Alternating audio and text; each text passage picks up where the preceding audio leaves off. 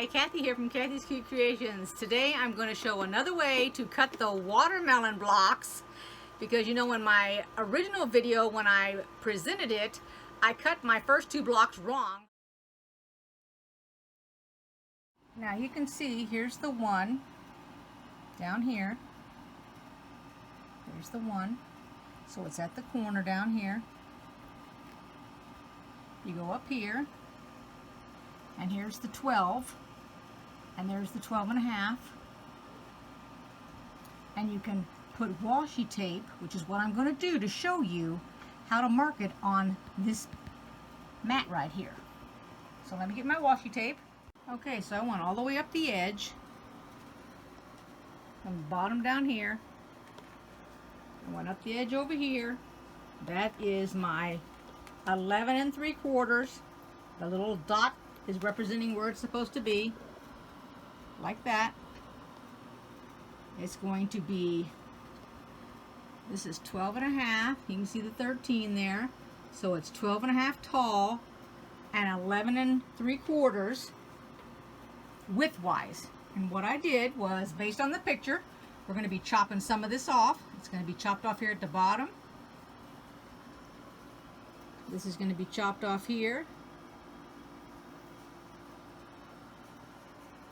Okay, this will be chopped off here, right here. And I laid it out the way I want to see it. Alright, so I've twisted the mat.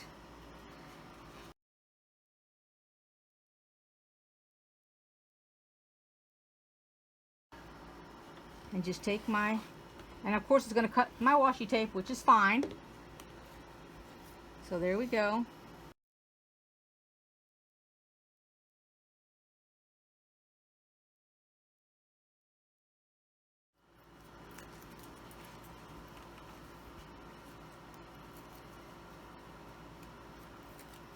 There we go, and there's our square.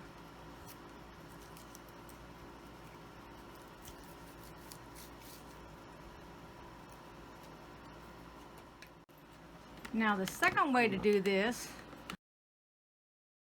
but this is copy paper. Okay, that's all this is. I cut my shape out, and then I've adhered it with the iron, because you know you can pull that off and put it back on and take it off and put it back on as many times as you want. And then I'm taking my other block, putting it on it to see that it does fit correctly on the copy paper. So it's fit right over the copy paper. Take it off.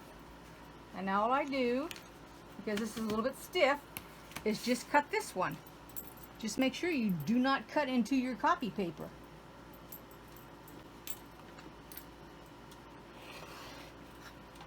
So there's one. And if you have a rotating table, it's probably going to be easier for you.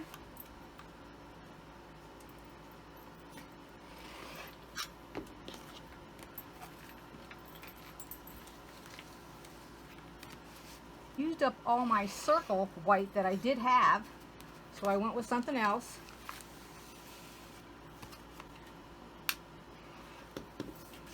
And then just pull off the paper, because it will come off. It doesn't stay on there permanently. And there's the block is finished. And you can reuse this paper if you want. So if that's the way that you did your blocks, you can use that paper to do all 4 of your blocks. I'm just going to have 2 that look different. And there we go. And now I'm going to sew the rest of it on, which is the 2 little pieces here. Okay, so now what I'm going to do is I'm going to go ahead. I've put the, now let me tell you first off, this is going to look kind of wacky to you if you're following your directions. So this is my fabric, and I'd already pre-cut my squares when I did this. Okay? So I just took the leftovers and attached them. It doesn't make any difference that they're bigger than the size that it's telling us, as long as it fit across that top there. Now to go ahead and cut this, let me show you what I'm doing, because you're going to have to cut it on all sides. First we're going to look at this side right here.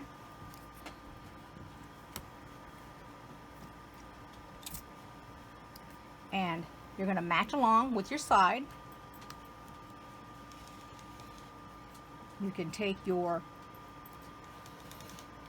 90-degree angle and put it on here. I've only got to go from the edge up to here. I don't need to go beyond that.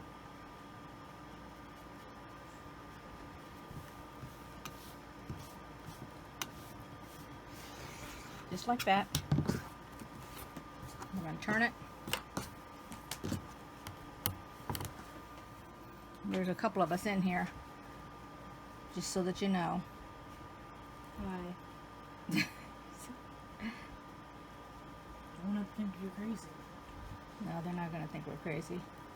And I need to, oh no, I want to go this way with mine.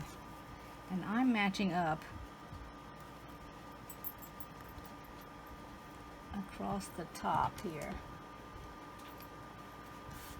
So I'm going along the top of this, up here at the edge, to square this. I'm not putting the line on that, I'm putting it right down here, which you can see it's squared. You can move your fabric around to square it up. Flip it this way. I'm doing the same thing here. I'm squaring it up with the bottom down here on my fabric, right down here.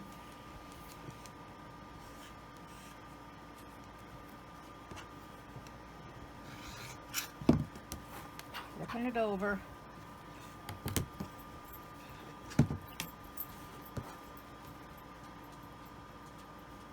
Squaring it up at the top, up along this edge. Well, as I banged my ruler there, up along that top there.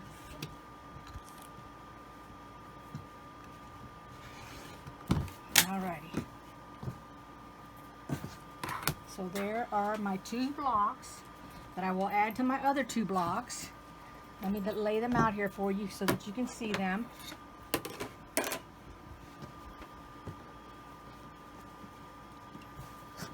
Now I really did think about using the other fabric, you know, the watermelon fabric and everything, but I got to thinking about it. If you weren't unhappy with the way this looked, I know that a lot of people online were saying they couldn't see the watermelon, they couldn't see it. I mean, you could put some seeds up in here if you wanted to, because normally that's where the seeds are, right in here. You know, you get your pink part, and then you get your seeds along in here before you hit the rind. But you could actually take fabric that looks like watermelon, like I had mine, and you can make an applique watermelon. If you're not happy with this, just get your 11 3/4 by 12.5 inch background piece of fabric, which is going to be the white, whatever color you're using in your project. And from there, make your watermelon and then adhere it to this. And then you could do some embroidery around it and all that. Okay, that's just another idea if you didn't care for these blocks. I know a lot of people don't care for them when they're made like this, but that's fine because you can change it up to what you want. This is your quilt. You don't have to follow it exactly. If I hadn't liked any of these, but I really like the way this turned out. I think that's nice, the way it's got this pink in here, and then this little bit red here, which also has the pink, and then the red with the polka dots. I like the way it turned out. Even though I messed up on my 2, that helped me see that I could make it a different way, which I really do like the green on here too.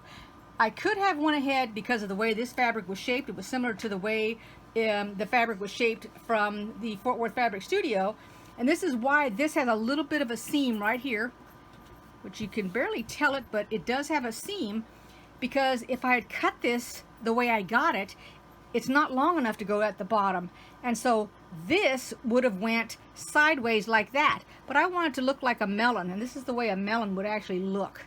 So that's why I kept it that direction. They both, let me show you this one, also has a seam